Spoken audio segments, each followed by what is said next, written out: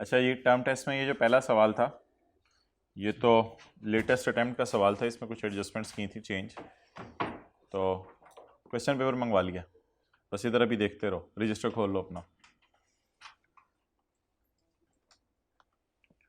खर्चों में 14 मिलियन की पेमेंट पड़ी है for purchase of new machine. क्या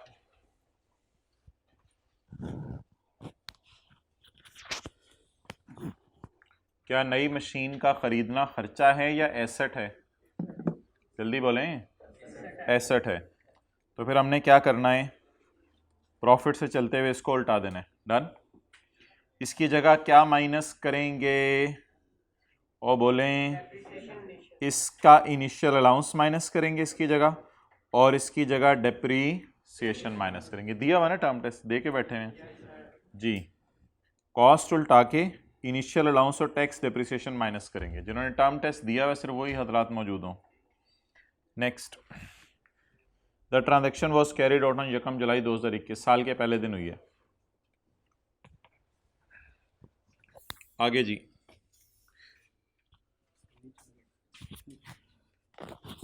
एन ओल्ड मशीन, एक ओल्ड मशीन जिसकी अकाउंटिंग बुक वैल्यू और फेयर वैल्यू 5 मिलियन और 4 मिलियन थी, was sold during the year.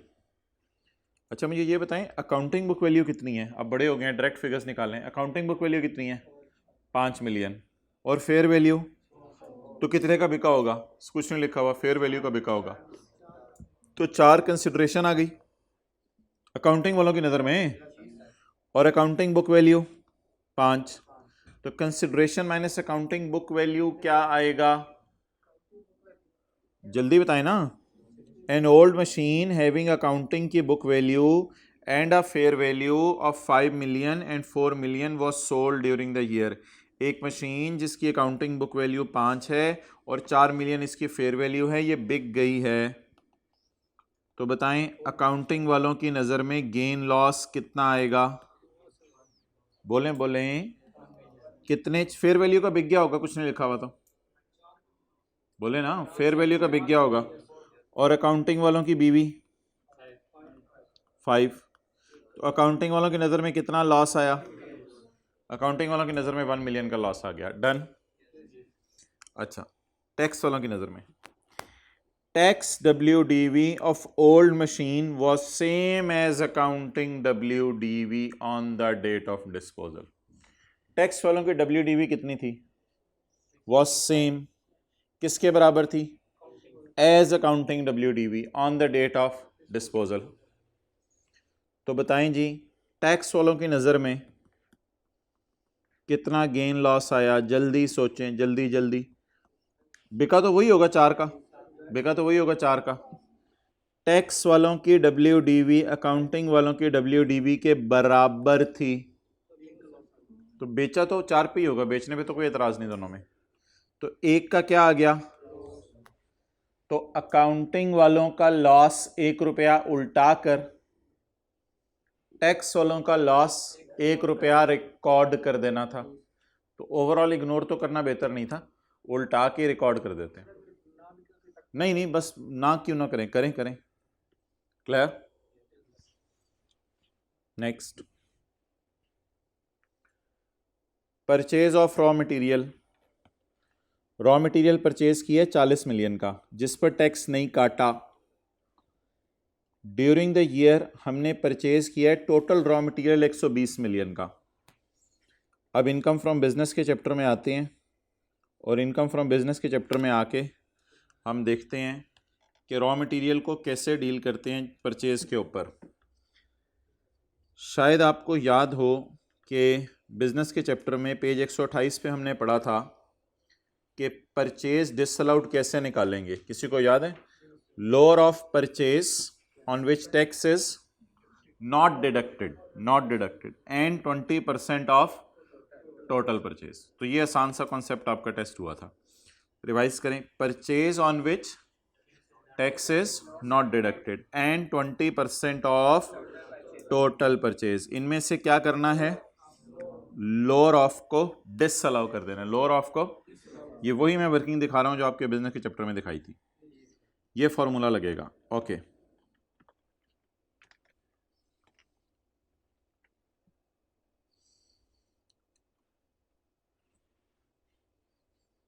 Ji, purchase of 40 against which no tax was deducted, total purchase was 120। What is the purchase on which tax is not deducted, और जल्दी बोलें, what is the purchase on which tax is not deducted, 40। What is purchase का 20%, लेकिन ये total purchase का लेना है, total purchase का। What is total purchase, 120। 120 का कितने परसेंट, 12 2 बार 24। डिसअलाउ क्या होगा, हायर या लोअर, लोअर डिसअलाउ हो जाएगा, तो 24 को डिसअलाउ कर देना था। तो 24 आपको सोल्यूशन में मिल जाएगा कि 24,000 ऐड हुआ हुआ। डन, आगे चलें। समझ आ रही है, डिसअलाउड को ऐड करते हैं ना। अच्छा ये ना एडजस्टमेंट मैंने क्लास में वैसे डिस्कस करनी है। क्लोजिंग स्टॉक डैमेज हुआ है फिनिश गुड्स का, और इसकी कॉस्ट है 18 हैवी रेंज की वजह से, लेकिन अब ये सिर्फ 12 मिलियन दे के जाएगा। तो स्टॉक पड़ा किस पे हुआ है, 18 पे, लेकिन दे के कितना जाएगा, 12। एनआरवी लॉस कितना, 6। अब ये एनआरवी लॉस हमने रिकॉर्ड करना है, एनआरवी लॉस रिकॉर्ड करना है। क्यों, क्लोजिंग स्टॉक हमारी बुक्स में 18 पे आ रहा है, लेकिन डैमेज होके कितने का रह गया, कितना नुकसान है, 6 का नुकसान। नुकसान रिकॉर्ड किस साइन के साथ करूं, नुकसान रिकॉर्ड लेस के साथ, क्योंकि नुकसान है, नुकसान को आप लेस के साथ रिकॉर्ड करेंगे। तो ये आपको 6 सॉल्यूशन में माइनस हुआ हुआ नजर आ रहा होगा। डन, ओके, सॉल्यूशन में अपलोड कर दूंगा। सैलरी है 0.275 paid to office boy in cash, he was paid 25,000 महीने की तनख्वाह for 11 months.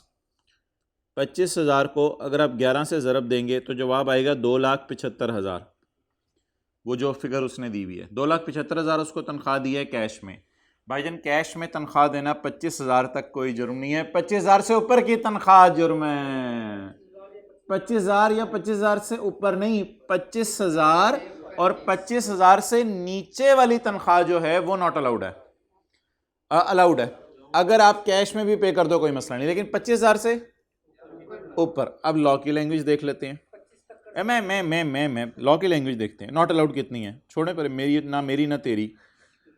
Salary exceeding 25 cash से पे नहीं करनी। ये 25 है या 25 से ज्यादा है, इस वजह से इसे क्या कर देंगे, डिसअलाउ क्यों करेंगे, क्या करके आए हो, खाना नहीं खाया हुआ दोपहर का, इसको अलाउड कर देंगे। अलाउड करने की वजह से इग्नोर खर्चे इंक्लूड सैलरी ऑफ इतने। नेक्स्ट,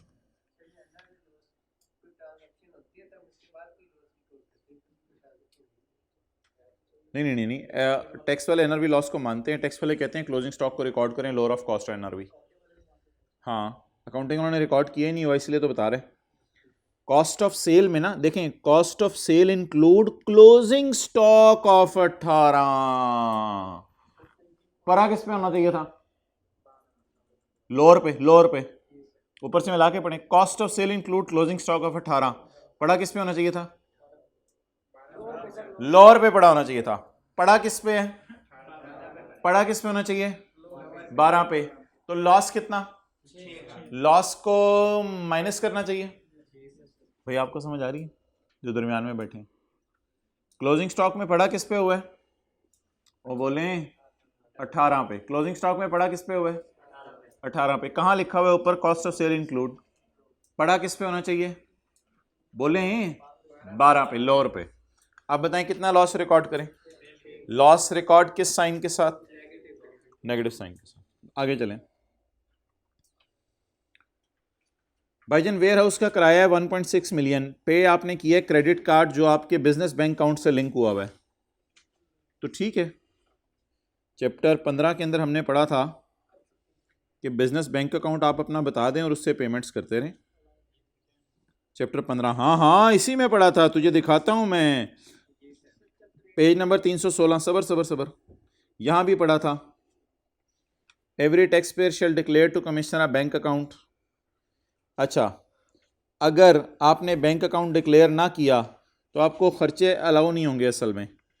तो an expense incurred for business shall not be allowed while computing income from business. अगर आपने बैंक अकाउंट हुकूमत को ना बताया तो खर्चे अलाउ नहीं होंगे। लेकिन एक मिनट यार, एक मिनट, लेकिन ये बैंक अकाउंट डिक्लेयर हुआ है, आप जाओ अपना काम करो, और क्रेडिट कार्ड से लिंक्ड है, यानी ठीक है, तो इस वजह से ये खर्चा अलाउड है। अब पूछो, चैप्टर 8 में भी लिस्ट दी हुई है, चैप्टर 8 में भी लिस्ट दी हुई है, लेकिन यहाँ से भी पता होना चाहिए बिजनेस बैंक अकाउंट हुकूमत को हमने बताना है। बिजनेस बैंक अकाउंट से पेमेंट्स होनी चाहिए, पर्सनल से, बिजनेस से। सेक्शन 21 में भी ये लिखा हुआ था। आप बता दें ये जेन्युइन खर्चे है, जाली खर्चे है? जेन्युइन खर्चा है। अगर जेन्युइन खर्चा है तो खर्चों में तो पड़ा हुआ है, खर्चों में तो पड़ा हुआ है, पड़ा रहने दें, डैश डाल के इग्नोर कर दें या ऐड बैक कर दें? इग्नोर कर दें। Next, bad debt written of पड़ा हुआ है खर्चों में, जो कि कस्टमर से पैसे लेने थे लेकिन कस्टमर बेचारा इंसॉल्वेंट हो गया है, अब वो पैसे नहीं दे सकता। बैड डेट रिटर्न ऑफ खर्चों में पड़ा हुआ है। मैंने आपको कहा था अगर प्रोविजन फॉर बैड डेट खर्चों में पड़ी हो तो वो नॉट अलाउड है, लेकिन इसने तो बैड डेट रिटर्न ऑफ ही खर्चे में डाल दिया। वैसे डालना क्या चाहिए खर्चे में, प्रोविजन अंदाजा क्या actual bad debt written of, और ये भी बैड डेट रिटर्न ऑफ है, तो जो चाहते थे वही उसने माइनस कर दिया। अब अकाउंटिंग वालों ने bad debt written of minus किया, टैक्स वाले क्या कहेंगे, अच्छा किया तुमने माइनस कर लिया, इसे क्या करें, माइनस हुआ रहने दे, खर्चों में तो पड़ा, डबल रिकॉर्ड ना कर दीजिएगा, दोबारा माइनस ना करने दिएगा। तो इसको इग्नोर करना था डैश डाल के। ये देखें धड़ाधड़ इग्नोर आ रहे हैं। Salary of office boy ignore, whereas bad debt written off ignore, dash dash dash, ये मुफ्त के नंबर मिल रहे हैं। कमीशन ओनर को पे किया है, भाईजान ओनर को पेमेंट नहीं हो सकती, ये तो पर्सनल नेचर के खर्चे हैं। बिजनेस के ओनर को पेमेंट्स हो सकती हैं बिजनेस में, ये बिजनेस का खर्चा है या इसके घर का खर्चा है, बस घर लेके जाएगा ये पैसे, इसलिए ये बिजनेस का खर्चा है, not allowed, not allowed, business का खर्चा नहीं है, इसका जाती जो है वो पेमेंट है। बिजनेस के अकाउंट से ना पार्टनर को सैलरी पे हो सकती है और ना पार्टनर को कमीशन, लेकिन ये पार्टनर नहीं है, ये तो सोल प्रोपराइटर है, बिजनेस का ओनर अकेला है, तो बिजनेस के ओनर को बिजनेस से कोई पेमेंट्स नहीं हो सकती। ड्राइंग ये नेचर है। स्कॉलरशिप पे की है सारा को, जो हमारी एम्प्लॉई है, for higher studies in accordance with terms of employment. Section 21 में कहीं लिखा हुआ स्कॉलरशिप नॉट अलाउड है? कहीं नहीं लिखा। एक मिनट, सेक्शन 21 के अंदर बिजनेस के चैप्टर में कहीं लिखा हुआ है कि स्कॉलरशिप नॉट अलाउड है? सेक्शन 21 के पॉइंट ए में शायद कहते हैं टैक्स नॉट अलाउड है, सी में कहते हैं खर्चे जिन पे टैक्स ना काटें, और फिर आगे कहते हैं इंटरटेनमेंट अगर लिमिट्स क्रॉस करे, फिर अनरिकग्नाइज्ड फंड टाइप्स की बात हुई है, फिर फाइन टू गवर्नमेंट की बात हुई है, और फिर पेमेंट्स हैं कैश कुछ में कोई पे की, फिर सैलरीज की बात हुई है। तो ऐसी कोई डिटेल नहीं आ रही कि स्कॉलरशिप अगर आप एम्प्लॉय को पे करें तो नॉट अलाउड है। अब सवाल पूछ लें। हाँ, तो एम्प्लॉय को क्यों दिए, एम्प्लॉय को क्यों पैसे दिए हैं, कि ये हर एक को स्कॉलरशिप दे रहे होंगे, ज़रा सोच के बताएं। ये स्कॉलरशिप हर आते जाते बंदे को दे रहे होंगे या अपने स्टाफ मेंबर को दिया है फॉर हायर स्टडीज, ताकि वो पढ़ के आए इन accordance with the terms of employment, जाए पढ़ के आए और इधर आके अच्छा परफॉर्म करे। तो ये खर्चा बिजनेस के लिए बिल्कुल नॉर्मल खर्चा है। तो आप जूते पहने एम्प्लॉयर के लिए ये जेन्युइन खर्चा है, जाली खर्चा है? क्या लॉ मेकर को एतराज़ होगा कि अपने एम्प्लॉयज़ को तुम अपग्रेड कर रहे हो और अच्छी तालीम दिलवा रहे हो और बेहतर कर रहे हो? मेरा नहीं ख्याल लॉ मेकर को इस पर एतराज़ होगा। सेक्शन 21 ने इस पर कहीं एतराज़ नहीं उठाया। तो जो खर्चा नॉट अलाउड की लिस्ट में नहीं आ रहा वो क्या है, अलाउड। तो ये नॉट अलाउड की लिस्ट में आ रहा है नहीं, इसलिए अलाउड, इसे डैश डाल के इग्नोर कर देना था। खर्चों में तो पड़ा हुआ है, नॉट अलाउड की लिस्ट के अलावा बाकी सारे अलाउड हैं। नॉट अलाउड की लिस्ट लॉ ने दे दी है, इसके अलावा बाकी सारे अलाउड हैं। Payment of 6.4 million for the purchase of software for AC's manufacturing department. क्या परचेज ऑफ सॉफ्टवेयर की कॉस्ट खर्चों में पड़ी होनी चाहिए? इसको उल्टा दें, उल्टा के इसकी अमोर्टाइजेशन माइनस करें। तो 6.4 को हम उल्टाएंगे और 6.4 को उल्टा कर इसकी अमोर्टाइजेशन माइनस करेंगे। इधर ना अमोर्टाइजेशन आप जब से ख़रीद लेना तब से शुरू हो जाती है, टैक्स में नहीं, बिल्कुल नहीं। अकाउंटिंग में ये होता है कि आपने परचेज़ किया 1 जनवरी को, उसको इंस्टॉल करने में आपका टाइम लग गया, अवेलेबल फॉर यूज़ हुआ मिसाल के तौर पे 1 मार्च को, लेकिन आपने यूज़ करना शुरू किया 1 मई को। अकाउंटिंग वाले कहते हैं आपने एसी ख़रीदा 1 जनवरी को, इंस्टॉल करते करते मार्च हो गया और फिर चलाया पहली दफ़ा आपने जाके 1 मई को, तो अकाउंटिंग वाले कहते हैं तब डेप्रीशिएट करो जब अवेलेबल फॉर यूज़ है। लेकिन टैक्स वाले कहते हैं कि तब डेप्रीशिएट करना शुरू करो जब यूज़ करना शुरू करो। इसी तरह टैक्स वाले क्या कहते हैं, कब डेप्रीशिएट करना शुरू करो, जब यूज़ करो। अब इधर आए, payment of 6.4 million for the purchase of special software for AC's manufacturing department. The software is expected to be use for 5 years। Software 5 साल यूज़ होने। Although the software is available for use, अगरचे software available for use है from the date of purchase, लेकिन AC ने इसको decide किया कि कब से इसको इम्प्लीमेंट करे प्रोजेक्ट को, यकम, हाँ जी, हाँ जी जी जी, उसी की तरफ मैं आ रहा हूँ। ये टेक्निकल पॉइंट है, मैंने बताना था। ये बात सॉफ्टवेयर्स के लिए नहीं है, अभी ये मुझे डिटेल में यही डिस्कस करनी है। ये बात मैं आपको बताने लगा था, आप थोड़ा सा अगर वेट करते। ये बात डेप्रीशिएबल एसेट्स के लिए है, ठीक है, डेप्रीशिएबल एसेट्स के लिए। इसलिए मैंने मिसाल किसकी दी थी अभी ये बात करते हुए, एसी की मिसाल दी थी। एसी क्या है, टेंजेबल। एसी क्या है, टेंजेबल। लेकिन अभी मैं बात करने लगा हूँ किसकी, इनटेंजेबल की। इनटेंजेबल्स को मोहतरम डिफरेंट तरीके से डील करेंगे। इनटेंजेबल्स में लिखी हुई है एक लाइन कि जो intangible for available for use है उसको भी एज्यूम किया जाएगा कि वो क्या है, यूज़ हो रहा है, इंक्लूडिंग नॉन वर्किंग डे, जब मर्जी। ये बात मैं क्लास में भी इंशाल्लाह डिस्कस करूंगा, नॉर्मल क्लास के अंदर, ठीक है। तो हाँ, इसको अकाउंटिंग वालों की तरह करेंगे, इसको अकाउंटिंग वालों की तरह करेंगे। तो टेंजेबल्स में क्या रूल है, जब से यूज़ करना शुरू करें, और इंटेंजेबल्स में क्या रूल है, जब अवेलेबल फॉर यूज़। तो फिर इंटेंजेबल में तो अकाउंटिंग वालों की तरह हो गया बात, तो जब अवेलेबल फॉर यूज़ है। अब मुझे बताएं, when we have started using, जब इंप्लीमेंट हुआ 1 जुलाई 20, but when it was available for use 1 April. तो अकाउंटिंग वाले भी 1 अप्रैल से अमोर्टाइज करेंगे, हम भी 1 अप्रैल से अमोर्टाइज करेंगे। तो लिख लें, इंटेंजेबल्स को टैक्स वाले भी अवेलेबल फॉर यूज डेट से अमोर्टाइज करते हैं। इंटेंजेबल्स को टैक्स वाले भी अवेलेबल फॉर यूज वाली डेट से अमोर्टाइज करते हैं।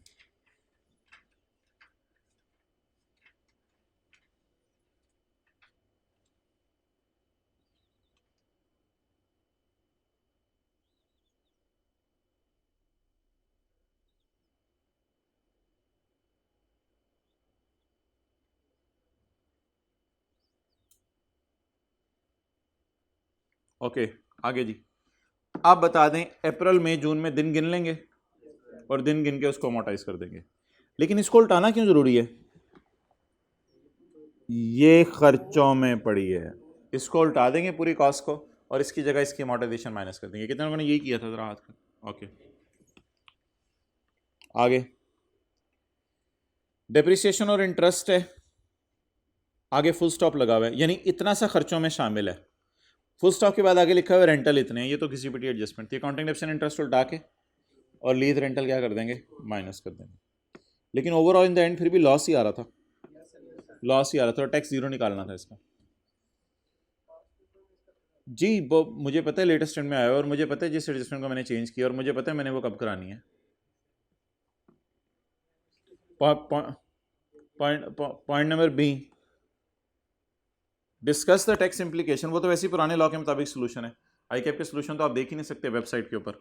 हाँ, कोई आईकैप की किताब में सोल्यूशन है वो देख सकते हैं, वेबसाइट के ऊपर सोल्यूशन तो पुराने लॉ वाले हैं। वो तो आप कभी भी देख ही नहीं सकते। आई कैप का कोई एक भी सजेस्टेड सोल्यूशन आप नहीं देख सकते अनलेस कि आई कैप के स्टडी टेक्स्ट से क्वेश्चन बैंक में हो। अच्छा जी, point number B, discuss the tax implication in respect of scholarship received by Sara in her return for tax year 2022। Sara को ये जो मिला है स्कॉलरशिप, सारा के लिए क्या बनेगा इसका, तो उसके लिए तो चैप्टर 13 खोल के देख लेते हैं। स्कॉलरशिप की कुछ शराइत वगैरह लिखी हुई हैं तो देख लेते हैं। Page number 281, any scholarship granted to a person to meet the cost of education shall be exempt. माना कि एम्प्लॉयर एम्प्लॉय को जो भी चीज़ है वो टैक्सेबल होती है, लेकिन ये स्कॉलरशिप के बारे में खास रूल जब लॉ में अवेलेबल है तो फिर जनरल रूल नहीं देखा जाएगा। तो स्कॉलरशिप अगर कोई बंदा भी किसी को दे दे पूरे पाकिस्तान में, ये माफ़ है, शर्त है कॉस्ट ऑफ एजुकेशन पूरी करने के लिए। और सवाल में लिखा हुआ था कॉस्ट ऑफ एजुकेशन पूरी करनी है। If the scholarship is paid directly और इनडायरेक्टली बाय जानने वाला, जानने वाला तो एम्प्लॉयर कोई नहीं ऐसा लिखा हुआ, बल्कि एसोसिएट की डेफिनेशन में हमने पढ़ा था एम्प्लॉयर एम्प्लॉय जानने वाले नहीं होते। एसोसिएट की डेफिनेशन में पढ़ा था एम्प्लॉयर एम्प्लॉय जानने वाले नहीं होते, इसलिए कोई जानने वाला नहीं है। आप बता दें स्कॉलरशिप फिर सारा के हाथ में एग्जाम्प्ट हो जाएगा या टैक्सेबल? एग्जाम्प्ट हो जाएगा। देने वाले के हाथ में खर्चा अलाउड है क्योंकि देने वाला बिजनेसमैन है। सेक्शन 21 में नॉट अलाउड की लिस्ट में नहीं आ रहा। लेने वाले के हाथ में चैप्टर 13 की रोशनी में एग्जाम्प्ट। ओके, अब इस सवाल को इतना डिस्कस करवाइएगा। इसमें क्या था करने, चलो बेसिक सैलरी है, मेडिकल अलाउंस है, यूटिलिटीज अलाउंस है, ये भी फारग है, एडजस्टमेंट, अकोमोडेशन भी, गाड़ी वाला चक्कर, ये देख लें। पॉइंट 6, एक इंटरेस्ट फ्री लोन है, वो प्रोवाइड किया था एम्प्लॉयर ने उसको 1 जुलाई 17 को, हमारे साल के पहले दिन, हमारे साल के पहले दिन। हाँ, एम्प्लॉयर ने उसको लोन दिया था हमारे साल के पहले दिन ऑफ रुपीज 14 लाख का। Half of the loan was repaid by Junaid on November 30, आधा उसने वापस कर दिया और ऑन नवंबर 30, एंड आधा was waived by employer at the time of retirement on 31 January 18। अच्छा, कुछ लोगों ने ये भी गलती की थी कि सैलरी को 7 मंथ से मल्टीप्लाई करना था, इन्होंने 5 महीने से किया था। ओ भाई 5 से क्या मतलब करना है, जितना अरसा घर रहा उतने अरसे की तनख्वाह मिलनी है, जितना नौकरी की उसकी तनख्वाह मिलनी है। रिटायर कब हो गया था? जनवरी 31 को। तो जुलाई, अगस्त, सितंबर, अक्टूबर, नवंबर, दिसंबर, जनवरी, कितने महीने नौकरी की? 7 महीने। तूने कितने से मल्टीप्लाई किया था? मुस्कुरा रहा है, कितने से मल्टीप्लाई किया था? ठहर, जो बोलने दो उसको। पूरे साल से मल्टीप्लाई किया था। चार्ट डाल रहा था ऊपर सवाल। अच्छा, फिर तो तुझे ये वाली भी बात नहीं समझ आई होगी। आप बताएं जी, इंटरेस्ट फ्री लोन दिया एम्प्लॉयर ने एम्प्लॉय को, ये मसला कब से है? फ्रॉम 1 जुलाई 2017 से। अच्छा, तो 1 जुलाई 2017 को एम्प्लॉयर ने एम्प्लॉय को लोन दिया 14 लाख का, आधा लोन माफ हो गया 30 नवंबर को। पहले तो आपने लोन का प्रिंसिपल माफ करके आसान नंबर लेने थे, 7 लाख रुपया इनकम में ऐड कर देना था, आधा लोन माफ हो गया। अगला सवाल, मुझे ये बताएं कि हमारा ईयर एंड क्या है? 1 जुलाई 17 से 30 जून 18। इस दिन कितना लोन लिया? 14 लाख। इस दिन कितना माफ हो गया? 7 लाख। 31 जनवरी को वापस हुए या वो भी माफ हो गया? एंड द रिमेनिंग, अच्छा sorry, half of was repaid मादरत, और remaining was waived. Question paper आपके हाथों में है फिर भी चुप करके बैठे हुए हैं, कोई फायदा नहीं। रीपे हो गया और इधर 7 लाख बोले माफ हो गया। अच्छा, अब मुझे बताएं, मैंने जो लोन लिया था वो कितने लाख का था? 14 लाख का। इस 5 महीने पर जो मैं इंटरेस्ट कैलकुलेट करूंगा, 14 लाख ज़रब इंटरेस्ट, सारे बेंचमार्क रेट पे इंटरेस्ट नहीं पे कर रहा मैं, इंटरेस्ट फ्री लोन है, तो इस 14 लाख पर 10% मैं सेव करूंगा 5 महीने। इस 14 लाख पर 10% मैं सेव करूंगा 5 महीने, जमा इससे लोगों को खड़े होकर मैं क्या बता रहा हूँ कि मैंने कितना वापस कर दिया, 7। कितना वापस कर दिया, 7। अब वापस कर दिया 7, बकाया पेएबल कितना रह गया। इंटरेस्ट किस पे कैलकुलेट होता है, जो वापस कर दिया या जो पेएबल रह गया, जो पेएबल रह गया। लिया कितना था 14, वापस कितना कर दिया, कितना अभी वापस करना है 7। वो वाला जो 7 है ना, उस 7 लाख पर मैंने कैलकुलेट करना है अब इंटरेस्ट। लेकिन कब से कब तक का, दिसंबर जनवरी, 2 महीने का। तो 7 लाख जो पेएबल है या जो पे कर दिया, पेएबल है। अगर इधर 7 लाख की जगह 10 लाख पे कर देता तो इंटरेस्ट किस पे निकालता, बाकी 4 लाख पे। 4 लाख, बस ये समझाना था असल में। अब्दुल्ला 7 लाख को आइंदा चेंज कर दो जरा, कुछ फिगर जरा अच्छी हो, फिगर अच्छा समझ आता है। अच्छा जी, 7 लाख जरब 10%, जरब जरब जरब 2/12। एक ये बेनिफिट आ जाना था, कितना आया 70,000। तो ग्रैंड टोटल बताया सबका 70,000। और एक और बेनिफिट था, वो था 70,000 का नहीं, वो 7 लाख का था। वो कौन सा था, वो प्रिंसिपल माफ हो रहा है। वो क्या माफ हो रहा है, प्रिंसिपल। क्लियर। पिक क्या लेनी है, यूट्यूब पे अवेलेबल होगा वैसे, चलो ठीक है, सॉल्यूशन में भी अवेलेबल होगी ये चीज। चलें जी आगे।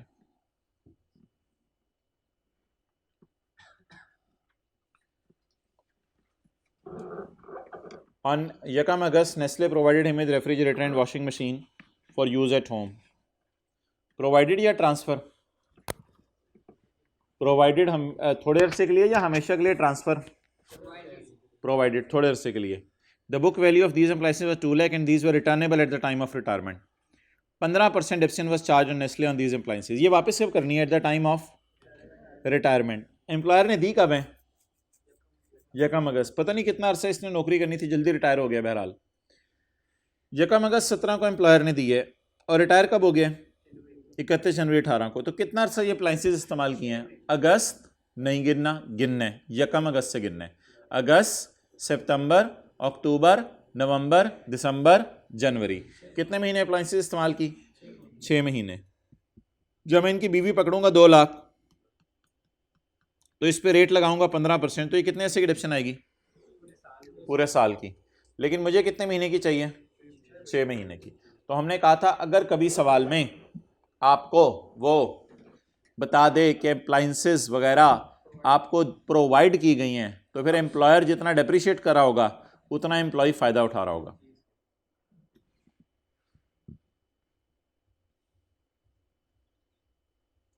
Okay next.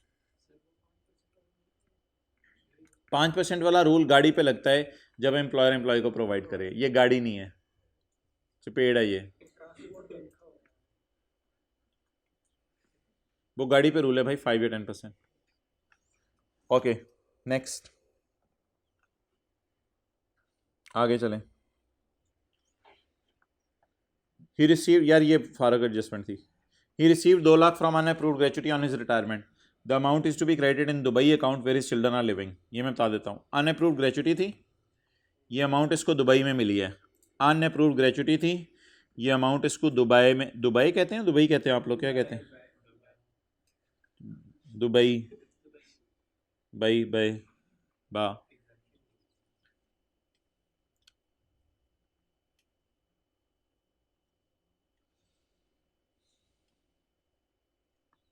बता दिया करें। आगे जाने पीछे जाने, आगे जाने आगे जाने आगे जाने ना, एग्जाम्पशंस तो एंड पे हैं।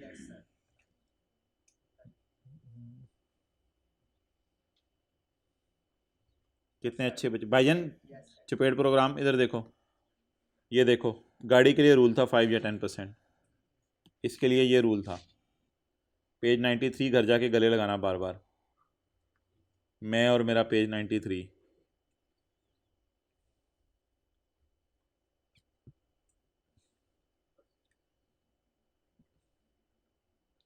पेज 102 पे लिखा हुआ है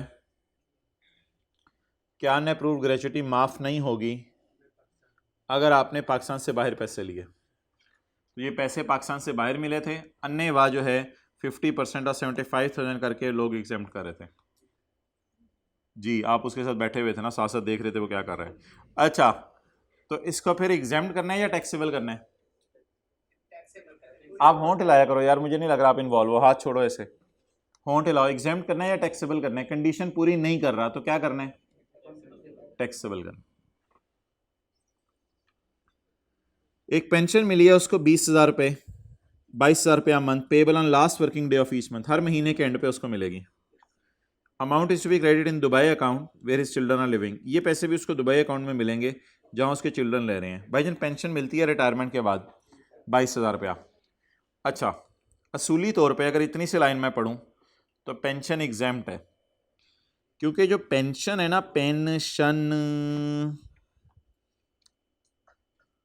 पेंशन के लिए रूल है पेज 102 पर ये वाला, any pension received by a citizen of Pakistan is exempt from tax. Pension अगर आपको एम्प्लॉयर से मिल रही है वो माफ है। असूली तौर पे पेंशन, ये वाली लाइन पढ़ के मैंने समझा माफ है। इससे आगे कोई शर्त नहीं लिखी हुई कि ये पाकिस्तान में मिले बाहर मिले, पेंशन में कोई मसला नहीं, जहां मर्जी मिले। तो अभी तक पढ़ के पता चला पेंशन माफ है, लेकिन जब अगला पॉइंट पढ़ा तो मेरे तो पेपर में बैठे बैठे सारे छक्के छूट गए। After leaving the Nestle, Junaid ने ज्वाइन कर लिया है नेस्ले के एसोसिएट को, यानी जुनैद आखिरी 5 महीने जो नौकरी की उसने वो नेस्ले के एसोसिएट में की। इसका मतलब है हमने पढ़ा था कि if a person continues for the same employer और जानने वाला, इट विल बी चार्जेबल। इस वजह से पेंशन को क्या बना देना था? Chargeable to tax. क्लियर? जादू वो जो सर चढ़ के बोल रहा है। ओके ये शेयर्स बेचे हैं, डेट वाज इजी। ये एनटीआर में चला जाना था, ये एनटीआर में, ये फाइनल टैक्स सेपरेट ब्लॉक में, ये सेपरेट ब्लॉक में, ये सेपरेट ब्लॉक में, और ज्वेलरी पे लॉस रिकॉर्ड ही नहीं होता, डैश डाल के इग्नोर कर देना था। अगर ये भी भूला हुआ है तो फिर कैपिटल गेन का चैप्टर रिवाइज कर लें। मुदारबा सर्टिफिकेट्स मोहतरम फॉल कर रहे थे इन द डेफिनेशन ऑफ सिक्योरिटीज़। तो मुदारबा सर्टिफिकेट सिक्योरिटीज़ की डेफिनेशन में फॉल करने की वजह से इनके ऊपर गेन कैलकुलेट होना था सेक्शन 37A की रोशनी में। मुदारबा certificates falls in the definition of securities. Let us watch here, किधर है? ढूंढे हैं किधर है? पॉइंट ए में है, बी में है? इससे ऊपर है, ठीक है, गुड। आओ बताओ सिक्योरिटीज की डेफिनेशन में कहाँ है ये? तो that false in the definition of securities. तो अब हमने अलग अलग कर लेना था सॉल्यूशन के अंदर। क्या ये हो गए एनटीआर वाला कैपिटल गेन, और ये हो गई सिक्योरिटीज। सिक्योरिटीज हमारी 4 थी, आसिम, अली, अरबाब, पब्लिक, मुदारबा सर्टिफिकेट्स, और इन पे रेट 12.5 था। जिस तरह के एओपी के चैप्टर में लिबास वाला सवाल सॉल्व हुआ था क्वेश्चन 7 लेक्चर नंबर 71 में, तो इस पे रेट 12.5 था, क्योंकि इनका डेट ऑफ परचेज सबकी 30 जून 22 से पहले किया। Okay next. कुछ आपको ऐसा तो नहीं फील हो रहा कुछ पढ़ाई बगैर आ गया? नहीं। इनकम प्रॉपर्टी, ऐसा तो नहीं फील हो रहा कि पढ़ना पड़ेगा आप सही तरह? ये भी नहीं फील हो रहा? ये अगर ये नहीं फील हो रहा तो फिर मैं जा रहा हूँ यार, बंद करो रिकॉर्डिंग। ब्रो से गिफ्ट मिला है कैश में, ये तो इनकम फ्रॉम अदर सोर्स में जाएगा।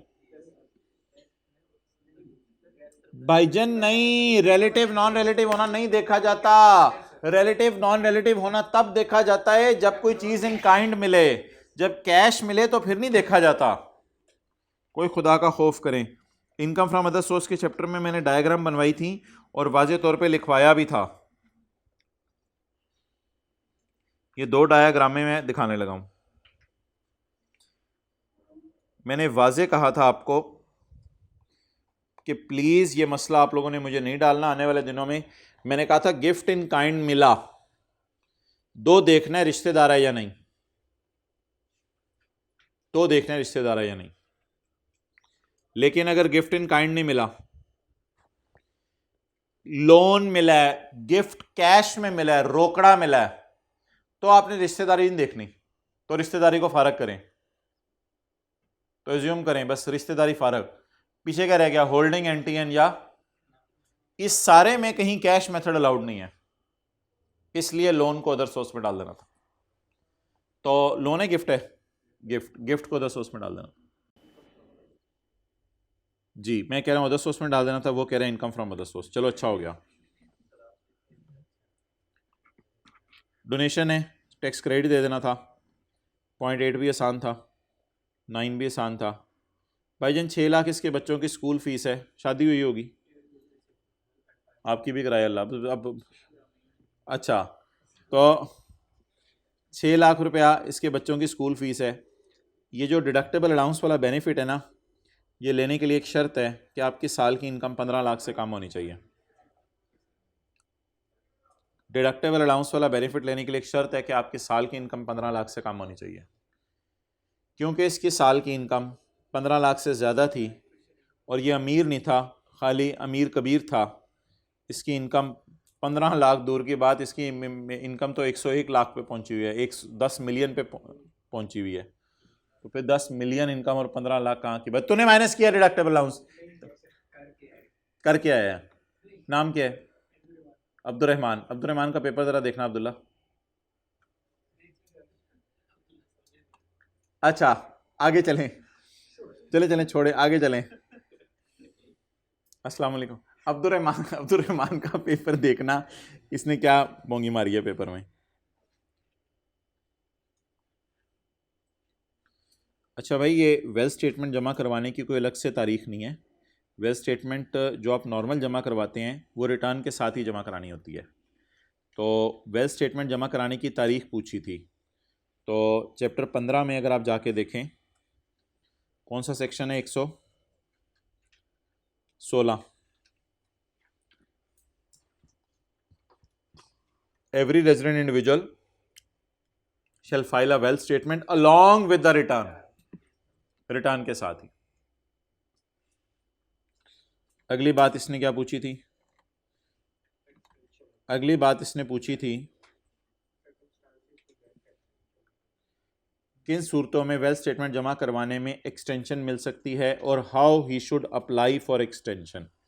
किन सूरतों में एक्सटेंशन मिल सकती है और एक्सटेंशन के लिए अप्लाई कैसे करें। किन सूरतों में एक्सटेंशन मिल सकती है और अप्लाई कैसे करें। अगर आप देखें सेक्शन 100, एक्सटेंशन की जितनी बातें हैं ना वो हुई हुई हैं आखिरी सेक्शन में। ये देखें, वेल्थ स्टेटमेंट अगर आपने जमा नहीं करवाई तो मे अप्लाई फॉर एक्सटेंशन। किन सूरतों में? इन 3 सूरतों में। कैसे? आपने अप्लाई करना है बिफोर ड्यू डेट। ये 2 बातें पूछी थी। नेक्स्ट यार, ये सवाल हमने क्लास में डिस्कस करना है नॉर्मल। पॉइंट डी, ये आसान था, ये भी आसान था, ये भी आसान था। ये आप सोल्यूशन देखेंगे वहाँ से पता चल जाएगा, सॉफ्टवेयर में भी कोई मसला नहीं था। अच्छा, क्वेश्चन 4 में एग्जाम्प्ट और टैक्सेबल वाला थोड़ा कॉन्सेप्ट था, वो मैं देखता हूँ ज़रा, करना नहीं डिस्कस। क्वेश्चन 6, ये मोहतरम बड़ा कमाल सवाल था, लेटेस्ट टाइम का सवाल था, एक में आया था, और इस तरह के हमने कई सवाल क्लास में किए हुए थे। पकड़ने वाली चीज़ जो थी ना सवाल में, वो सिर्फ मैं हाईलाइट कर देता हूँ। ये जो बंदा है पहले वाला, he has been working since March 2020, वो नौकरी कर रहा था मार्च 2020 से, और हम खड़े थे 30 जून 22 पे। जो बंदा पाकिस्तान में, इसका स्टे अभी 3 साल से कम था, 2 साल 4 महीने तकरीबन इसका स्टे था, और पाकिस्तान में नौकरी करने आया हो, इसकी उतनी फॉरेन इनकम माफ है जो बाहर रखे, और जो पाकिस्तान ले आए वो चार्जेबल है। ठीक है, ये वाला कॉन्सेप्ट था। ये सेक्शन 50 था, 51 था, 50 था, मुझे याद है, जाने दें, रहने दें, 50 था। आगे चलें। और अगला सवाल था, जो बंदा 4 साल से बाहर के मुल्क में है, जिस साल आके रेजिडेंट बना उस साल, और उससे अगला 1 साल, इसकी क्या माफ होगी? फॉरेन इनकम माफ होगी। सवाल में से जो चीज पकड़नी थी वो मैं सिर्फ हाईलाइट करके आपको दे रहा हूँ, जो सवाल में से चीज़ पकड़नी थी। बाकी इस तरह के सवाल बड़े डिस्कस किए हैं चैप्टर 13 के अंदर। आखिरी पॉइंट था Sidra a Pakistani national left Pakistan on 1 July for employment in Singapore based company. Pakistan से बाहर गई है। अच्छा देखिएगा, ये लोग ना पाकिस्तान आ रहे होते हैं सेक्शन 50 और 51 वाले। कैसे? ये लोग पाकिस्तान आ रहे हैं, पाकिस्तान 3 साल से कम नौकरी करने आया है, बाहर के मुल्क गया हुआ था, बाहर का मुल्क छोड़ के हमेशा के लिए, अब बाहर का मुल्क गया हुआ था 4 साल से, अब पाकिस्तान आ रहा है, ये जा रही है, जाएं आप, for employment in Singapore company at a monthly salary of इतने। However due to personal reasons ये वापस आ गई एंड रिमेन्ड इन पाकिस्तान, और पाकिस्तानी है। She brought entire foreign source salary in Pakistan. Foreign salary, ये लफ्ज था main, foreign salary. Foreign salary कमा रही है भाईजान। फॉरेन सैलरी पे सेक्शन 50-51 नहीं लगाना था, चैप्टर नंबर 13 वाला, आपने जाना था चैप्टर नंबर 7 पे। फॉरेन सैलरी आपने माफ़ करनी थी इसको अगर कोई 2 में से एक शर्त पूरी हो रही हो। वो 2 में से एक शर्त जो है, किधर गई है डायग्राम, हद होगी। वो 2 में से एक शर्त ये है, एक तो ये है कि फॉरेन सैलरी पर टैक्स पे कर दे, फिर तो फॉरेन सैलरी माफ़ है। दूसरी पॉसिबिलिटी ये है कि वो फॉरेन सैलरी पर टैक्स पे ना करे लेकिन साल के आखिरी दिन बाहर ही रहे। ये 2 ऑप्शंस अवेलेबल थी। अब सवाल में क्या था? सवाल में उसने ये कहा था, सवाल साइलेंट था कि उसने फॉरेन टैक्स पे किया या नहीं। एक मिनट, सवाल साइलेंट था फॉरेन टैक्स पे किया या नहीं। सवाल वाज़े बता रहा था कि वो वापस आ गई है। अगर वो वापस आ गई है तो इसका मतलब है ये वाला बेनिफिट तो मिल नहीं सकता। कौन सा वाला? हाँ, जब वो वापस आ गई है तो चैप्टर 7 में ये जो बेनिफिट दिया हुआ है ये वाला मिल नहीं सकता। क्यों नहीं मिल सकता? इसलिए नहीं मिल सकता कि वो वापस आ गई है, 51 के 2 वाला बेनिफिट मिल नहीं सकता। अब अगर वो बाहर के मुल्क टैक्स पे करके आई है तो उससे बेनिफिट मिल जाएगा, लेकिन वो सवाल में लिखा नहीं हुआ था। तो इसलिए जिस स्टूडेंट ने लिखा कि मैं एज्यूम करता हूँ वो बाहर टैक्स पे कर आई है तो उसका मैं टैक्स माफ़ कर दूँ, इनकम माफ़ कर दूँ, तो इस तरह लिखने से बेहतर ये था कि दोनों बातें लिख देते, एजम्पशन नहीं लेने की जरूरत थी। इसमें लिखा था कि if foreign taxes paid then it is exempt and if foreign taxes not paid then it is chargeable. लेकिन मेरे ख्याल से उन लोगों को भी आई के अपने ऑनर किया होगा जो ये लिख के आए होंगे कि as foreign taxes not paid because not mentioned in question, तो इसलिए फिर मैंने इसको क्या कर दिया, टैक्सेबल कर दिया। इसलिए मैंने इसको टैक्सेबल कर दिया। लेकिन दोनों साइडें लिखाते तो बेहतर था।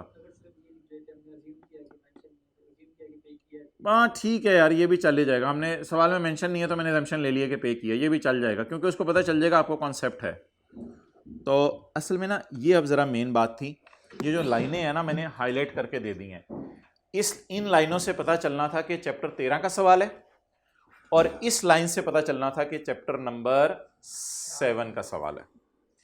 अच्छा, इसको ना तसल्ली से सॉल्यूशन में आपने देख लेना है क्योंकि इसमें 75% जो है, 25% जो सब्सिडी थी वो क्या थी बोलें, एग्जेम्प्ट, और बाकी 75% सब्सिडी क्या थी, टैक्सेबल। तो टैक्सेबल और एग्जेम्प्ट दोनों मिक्स करके टेस्ट की थी। तो ये देख लेंगे, क्लास में डिस्कस करना हुआ क्लास में कर लेंगे जैसे भी हुआ। 4 का ए रह गया हमारा, बाकी कोई इतना मुश्किल नहीं था, और 3 का डी रह गया। ठीक है, ओवर।